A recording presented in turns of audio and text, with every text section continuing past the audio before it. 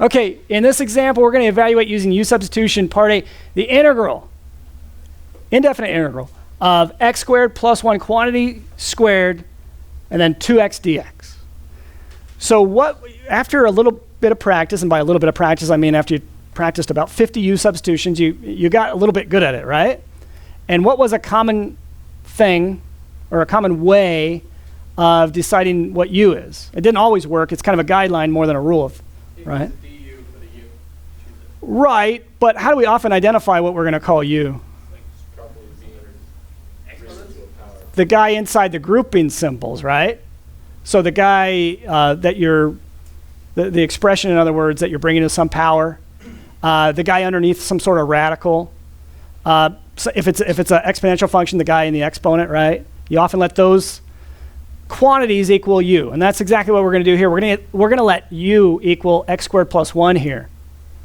In fact, I'm going to go ahead and write it out. So if u is equal to x squared plus 1, what's the next thing you need if you're going to apply u substitution here? You need du, don't you? So du is just, okay, the derivative of x squared with respect to x is just 2x. Derivative of 1 is 0. And then what do you put on the end because it is a differential? Dx. Now there's a couple of different ways to go from here. The easiest way is to realize we already have a kind of a perfect du, don't we? The guy in the end here is your perfect du. 2x dx is your perfect du, which means you can just think of this in your head. So this is, let's see, this is you. You're happy because you're taking calculus. And then what's going on in your head, so here's the thought. Okay, I'm not an artist. Now you know why I teach math. In your head, then, you can think of this integral as the integral of u squared, right? du. But you actually don't have to write it down. You don't have to make the substitution, in other words, if you don't want to. Because you just have to substitute back anyway, don't you? So since it is that easy, couldn't you just integrate u in the form of x squared plus 1, where it's being squared, in other words, u squared, I should say.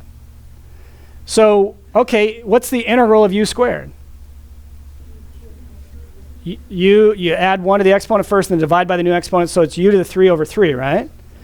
But in this case, u really is x squared plus 1. So you add 1 to that exponent, divide by the new exponent, and what do you have to remember to add on the end? Plus c. And you're done. Does that make sense to you? Now, I have to admit, when I took Calc 2, I like to make the substitution. So it takes, and sometimes I still do it just because if it's real complicated, it makes it look a lot simpler. So let's talk about that method because many of you are going to want to use that method. But this, hopefully by the time you get to Calc 3, if you have one that's this straightforward, you just use this method. Because in Calc 3, you're going to have to do this. This is just one small part of a much larger problem.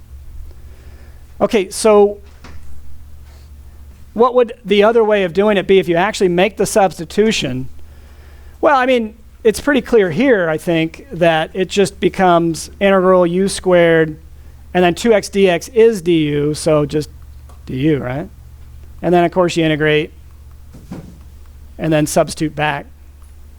So, u was x squared plus 1, so it's x squared plus 1 to the third, plugging in right there, over 3 plus c. So you're just, when you do it that way, though, you're just adding in a couple of additional steps you don't need.